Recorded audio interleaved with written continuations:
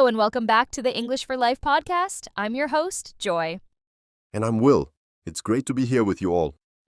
Today, we're tackling a topic that can feel, well, a little intimidating for a lot of English learners.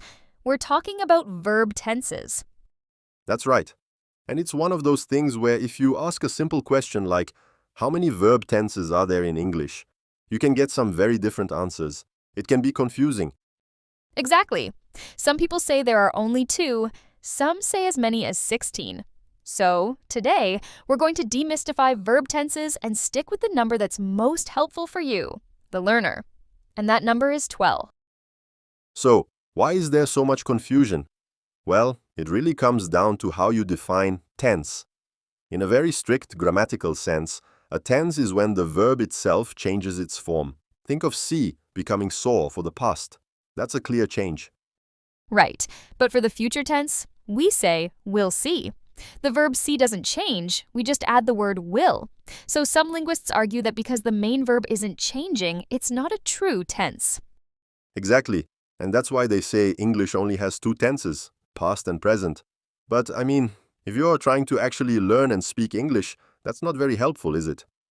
Not at all. That's why we're going to focus on the 12 verb tenses. It's a much more practical way to understand how to express actions across different times. And it's actually simpler than it sounds. It all comes down to combining 3 timelines with 4 aspects. That's the key. The 3 timelines are easy, past, present, and future. But what do we mean by aspect, Joy? Great question, Will. Aspect basically describes the state of the action. You know, is it completed or is it still in progress? And there are 4 aspects: simple, progressive, perfect, and perfect progressive. So you just combine one of the 3 timelines with one of the 4 aspects, and you get one of the 12 tenses. You got it. Let's start with the easiest one, the simple aspect. This is the most basic one. We use it to talk about general truths or habits. For example, in the simple present, I could say, I like sushi.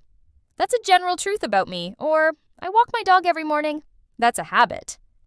And for the simple past, it's just a completed action in the past, like, I donated to the food drive yesterday. And for the simple future, it's a promise or a plan. I will call you tomorrow. Very straightforward. Okay, so next up is the progressive aspect, which you might also hear called the continuous aspect. This one is all about an action that is ongoing or in progress. The big clue here is that the verb will almost always end in ing. Right. So for the present progressive, you could say, I'm watering my plants. It's happening right now. For past progressive, it's an ongoing action in the past that was interrupted, like, I was watering my plants when it started to rain. And for future progressive, it's an ongoing action that will happen in the future. For example, I will be watering my plants when you get home. You see, the watering will be in progress at that future time. Now for the perfect aspect. This one can be a bit trickier. It's used to describe a completed action in relation to another point in time. The key words here are the auxiliary verbs have, has, or had. Yes, so for present perfect, it's an action that happened at an unspecified time in the past that has relevance to the present. Like, I have seen that movie before. When I saw it isn't important, but the experience is with me now. And for past perfect, it's an action that was completed before another action in the past. For instance, Gwen had invested in the company just before it went bankrupt. The investment happened first. Future perfect describes an action that will be completed before another point in the future. The dogs will have been fed by the time we get home. First, the feeding will be completed, then we will get home. Okay, our last one, the perfect progressive aspect. This one combines the ideas we just talked about. It describes an action that was, or will be, ongoing in relation to another point in time. It shows duration. Right, so for present perfect progressive, I have been working on this project all day. The action started in the past and is still continuing. For past perfect progressive, I'd been working on this project for hours before my computer crashed. The working was ongoing in the past, up until another past event happened. And finally, future perfect progressive. I will have been working on this project for a year by the time it is finished. It describes how long an action will have continued up to a certain point in the future.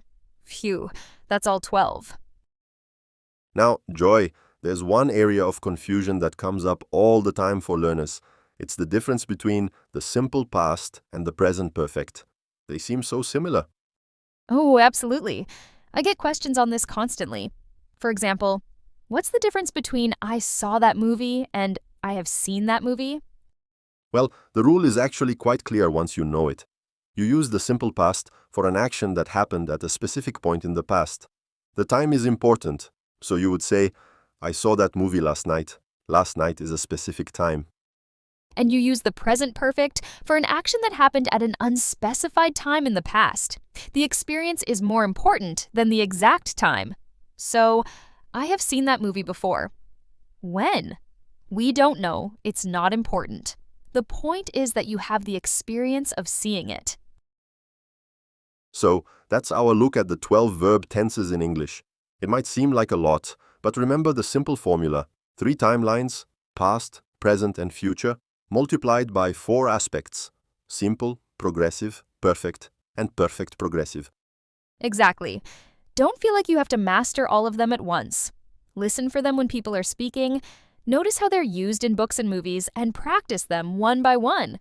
You'll get it. Thanks for being here, Will. Anytime, Joy. And thank you to all our listeners. Keep up the great work. That's all the time we have for today on the English for Life podcast.